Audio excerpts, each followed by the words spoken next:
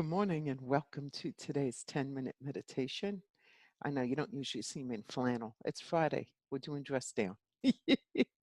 Today we are doing the last of the chakras, and this is the pine. I butcher these things. Pituitary gland. The pituitary gland. Now, like we were talking about pineal yesterday, it's in this area and straight back through the center, just above the roof of your mouth. The pineal is just below it and closer to the forehead.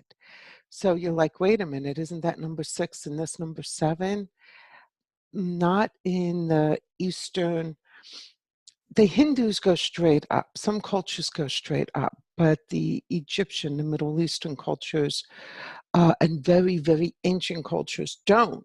They see the chakras as coming up, and number 6 being the pituitary, which we did yesterday, and 7 being the pineal.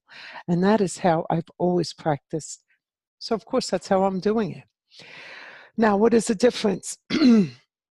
Yesterday, we spoke about the pineal gland is like the place where you rest with the Christ, that part of God that is most approachable for us. He who came so that we can commune with God.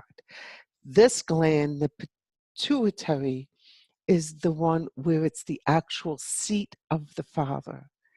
When this is truly purified and truly cleared of any issues, this is where people can lay on hands and healings occur, even have the power to speak a healing into existence. It is because this particular chakra, this particular area, is so clear of any ego and attachment to what's going on in the world, and knows clearly that I am a tool to be used by the Father for good, for His will. Put it that way, because saying good is judgmental, because one person's good is another person's bad. So it's really the Father's will. Okay, on that note, we're going to get started. We always start with the prayer of protection and the Lord's Prayer. Then we're going to go into a guided meditation. We're going to rest in that area, and we're going to ask that the Father, through the Son, through the Holy Spirit, stimulates that area and gives us an opportunity to commune with the Father, where yesterday it was with the Son.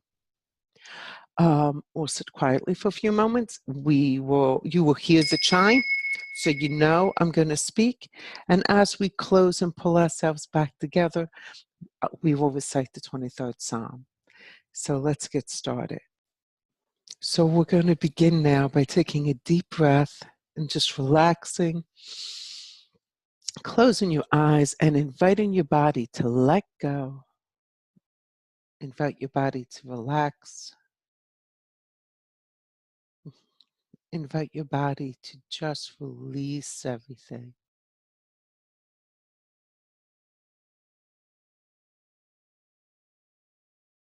Start from the top of your head and slowly scan through your body. And as you scan, just allow your body to let go of anything that's tight. If your neck's a little tight, let your mind invite your body to let it go.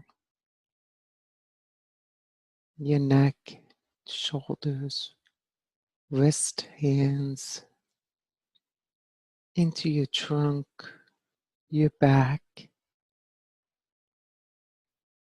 your hips, your legs. Relax your feet. Being fully relaxed and fully comfortable, all blocks released, we begin with the prayer of protection. As I approach the throne of grace, beauty, and might, I throw about myself the protections found in the thought of the Christ. Our Father, who art in heaven, hallowed be thy name. Thy kingdom come, thy will be done on earth as it is in heaven. Give us this day our daily bread, and forgive us our trespasses, as we forgive those who trespass against us. And lead us not into temptation, but deliver us from evil. For the kingdom, the power, and the glory are yours, now and forever. Amen. From this nice, calm, restful, safe place, we begin to feel the vibration within us, that vibration of all of the cells, going right down to the molecular structure, feeling their movement, feeling that slight vibration, and noticing that they're all playing a singular note. That is your sound, that is particular to just you, as individual as your fingerprint. The vibration of your molecules, your cells, your body is just as individual. Listen and see if you can hear the sound, hear your note. If you can't hear your note, imagine you are. And notice how it plays, just steady, perfect, never ceasing. Feel that note, feel that vibration, and feel it deepening and becoming more powerful without changing its note, because it is now connecting with the third eye and that area of your head, that area of your mind. The pituitary gland is fully opening. And this is a very sacred place. It is in this place we truly are present with God, with where He rests within us. Let us sit in reverence and awe.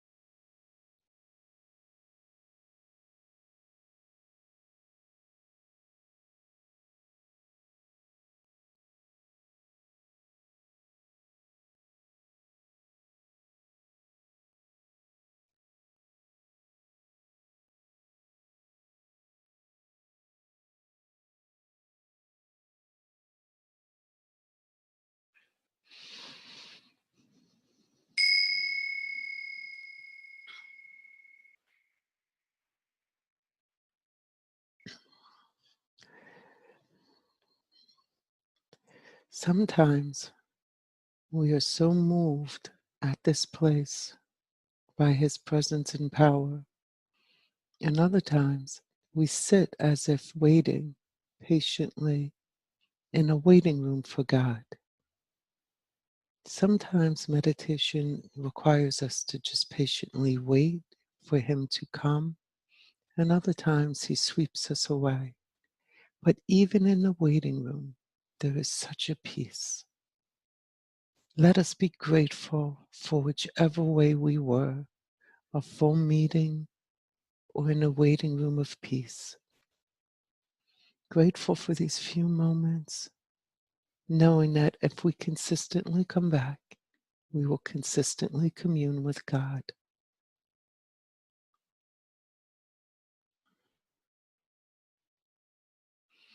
And as we bring our presence fully into our body, we're turning now to the current state, the present state. We close with the 23rd Psalm. The Lord is my shepherd, I shall not want. He maketh me to lie down in green pastures. He leadeth me besides the still waters. He restoreth my soul. He leadeth me in the path of righteousness for his name's sake. Yea, though I walk through the valley of the shadow of death, I will fear no evil, for thou art with me. Thy rod and thy staff, they comfort me. Thou preparest a table before me in the presence of my enemies. Thou anointest my head with oil. My cup runneth over. Surely goodness and mercy shall follow me all the days of my life, and I will dwell in the house of the Lord forever. Amen.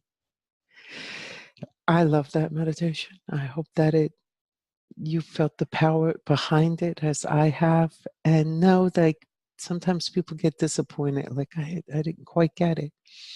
Meditation is a practice. It is never perfected. It is an opportunity to commune and to be with God, be one, and be at peace.